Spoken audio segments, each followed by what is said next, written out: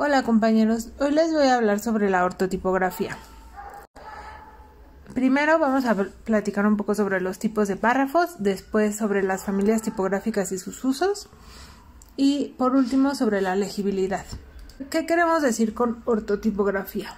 Pues son el conjunto de reglas y criterios que norman la confección de un impreso mediante recursos tipográficos.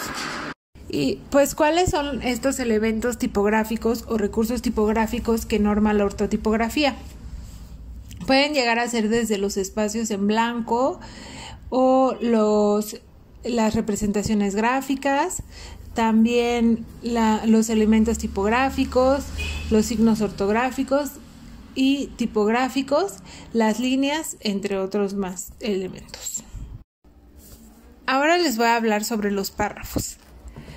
Existen diferentes tipos de párrafos. El primero de ellos es el párrafo normal u ordinario. Este párrafo presenta una sangría en el primer renglón y no tiene un renglón de separación entre cada uno de los párrafos. El párrafo moderno no presenta ningún tipo de sangría, pero sí tiene un renglón de por medio. El tercero de los párrafos es el párrafo francés.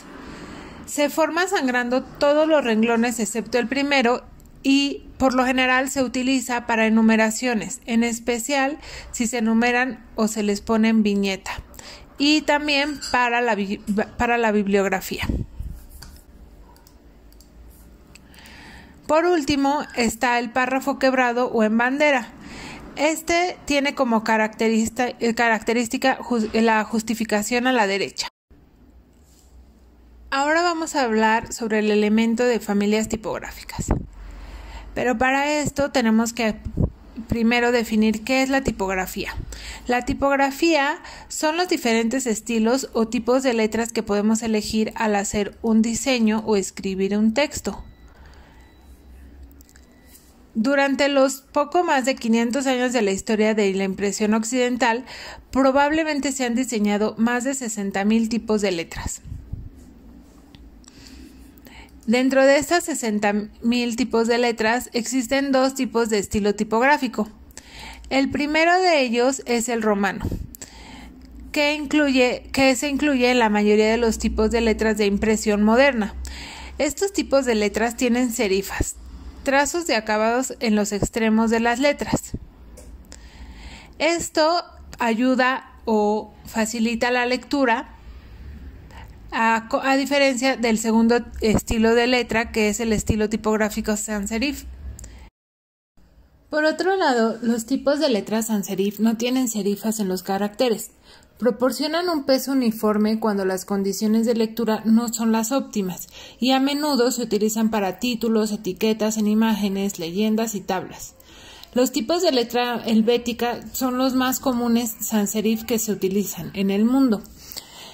También el sans serif es utilizado para medios digitales, en contraparte de los tipos de letras romanos que son utilizados más para impresos. La familia tipográfica es una tipografía con sus variantes, como los versales, versalitas, cursivas, negritas y las combinaciones de ellas. Las cursivas se utilizan en distintos momentos. En títulos de obras artísticas, científicas, literarias y nombres de publicaciones, además de títulos de libros, nombres de películas, obras de teatro, musicales, óperas, pinturas, esculturas, entre otras. Solamente los títulos de libro que no quedarían en cursiva serían los de la Biblia y del Corán. En otro caso que se podría utilizar la cursiva son en los nombres propios de barcos, aviones, trenes, naves espaciales o fincas. Un tercer caso sería en las palabras, frases y locuciones extranjeras que no se citan. Cuando se trata de citas se ponen en redondas. También se pueden incluir las palabras o locuciones latinas que no están incorporadas al español. Los vocablos internacionalmente mal escritos o que se apartan de su significado original es otro caso en el que se podría utilizar las cursivas. Además de los apodos y sobrenombres, cuando van inmediatamente después del nombre propio. Cuando no acompañan al nombre, van en redondas. Otro de los casos sería los números y letras de los incisos. Suelen ir seguidos de medio paréntesis, signo que también debe ponerse en cursivas. El séptimo caso sería los nombres de animales individualizados, por ejemplo, Piolín o el gato silvestre. Otro caso serían las palabras o frases que se utilizan como nombres de ellas mismas. O sea, por ejemplo, la palabra palabra tiene muchas acepciones. La segunda palabra sería aquella que iría en cursivas. Otro de los casos sería palabras o frases que el autor quiere resaltar. El caso de las versalitas solamente serán utilizadas en la numeración romana de siglos. En cuanto a las negritas, son muy poco utilizadas, pero se emplean en cabezas, títulos, subtítulos, cornisas, folios, encabezamiento de algunos párrafos y en incisos. Por último, hablaremos sobre legibilidad. El concepto de legibilidad se refiere a las propiedades externas de un texto.